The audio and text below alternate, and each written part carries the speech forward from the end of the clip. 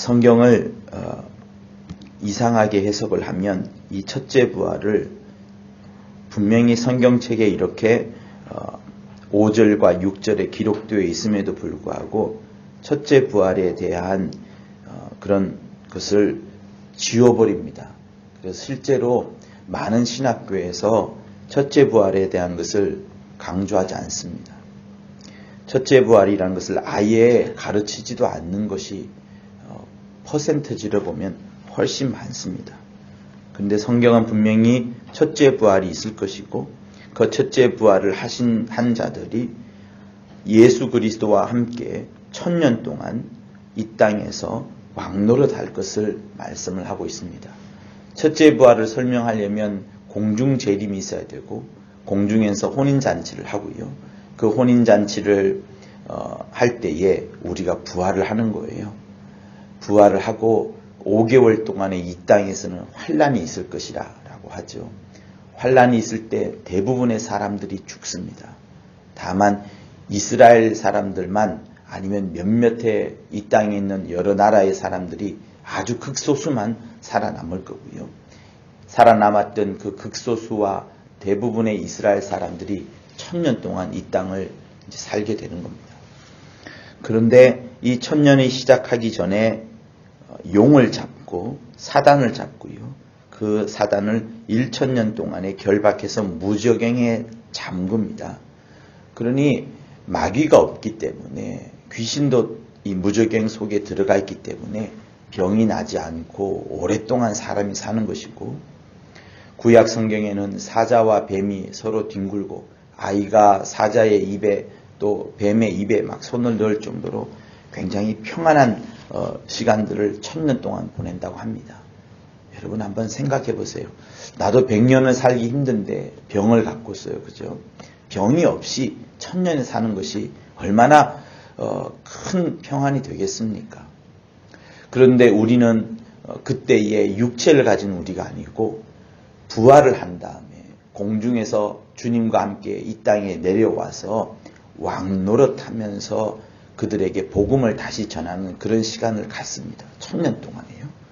그리고 1000년 동안에 복음을 전한 다음에 3절에 있는 것처럼 그 후에는 반드시 잠깐 노일이라 라는 말이 있어요.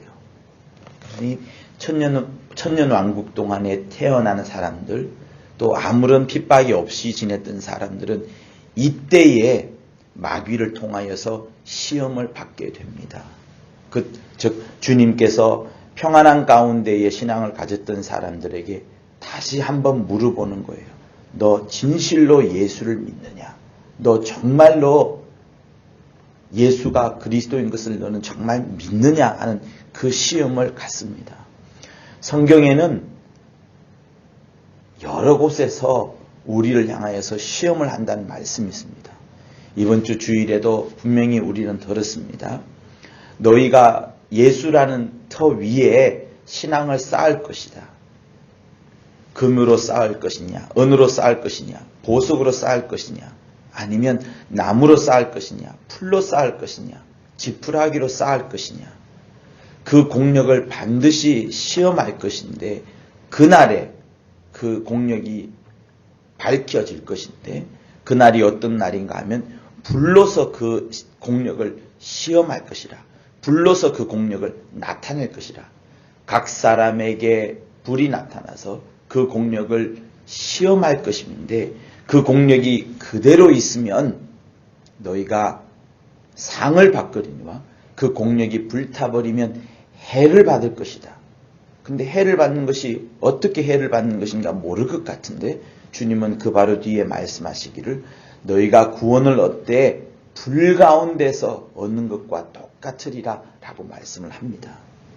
사랑하는 여러분, 곳곳에서 하나님은 우리의 신앙이 그냥 단순하게 흘러가기를 시험 없이 하지 않습니다. 여러 사람들에게 특별히 믿음이 있는 영적 지도자들에게는 더한 시험이 우리에게 주어집니다. 아브라함을 보세요. 아들을 갖다 바쳐야 하는 그 절체절명의 위기에 와 있습니다.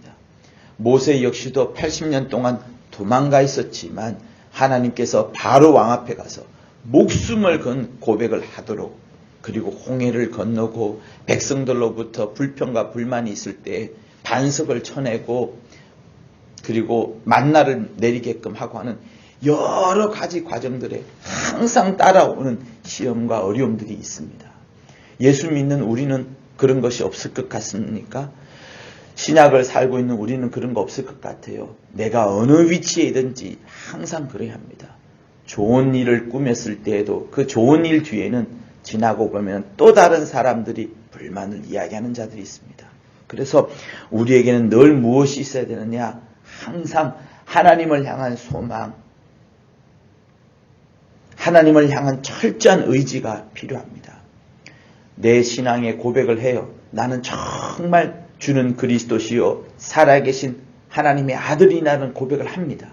그러나 그 바로 뒤에 베드로가 어떤 말을 들어요? 사단아 내 뒤로 물러가라라는 말을 주님으로부터 듣지 않습니까? 그리고 바로 며칠 뒤에 변화산에 올라가서 베드로는 또 엉뚱한 고백을 합니다. 초막 셋을 지을까 하는 그런 고백을 하는 거예요. 여러분, 하나님은 계속해서 우리의 신앙을 시험합니다. 일부러 시험하는 것도 있지만 또 한편으로는 마귀가 틈을 타서 우리의 시험을 합니다. 우리가 높아졌을 때에는, 직분이 높을 때에는 그 높음을 공격하고요. 직분이 낮거나 아무것도 아닐 때에는 우리가 또한 뭐랄까요?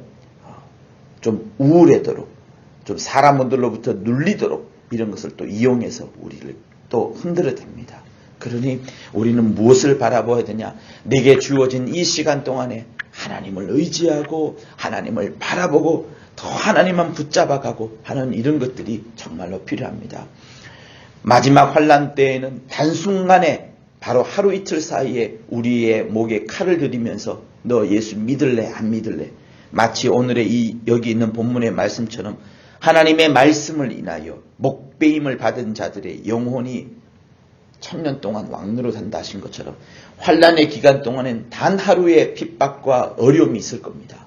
그러나 지금 우리들은 그것을 장시간에 누려서 어떤 데는 평안하기도 하고 어떤 데는 자녀 양육하기도 하고 어떤 데는 넘어지기도 하지만 계속해서 오랜 기간 동안에 신앙의 고백을 하고 또 신앙의 생활을 하면서 신앙생활을 해 나가는 겁니다. 그래서 사랑하는 성도 여러분, 늘 여러분의 심령들이 이 새벽에 오거나 또 침상에 들거나 또 정시에 기도를 하거나 또 언제든 간에 항상 여러분의 혼과 여러분의 마음과 여러분의 육체를 하나로 묶어야 되는 거예요. 내 뜻을, 나의 영과 혼과 육체의 뜻을 하나로 묶어야 되는데 그 하나가 뭐냐면 하나님의 말씀에 묶이는 삶을 살아야 됩니다.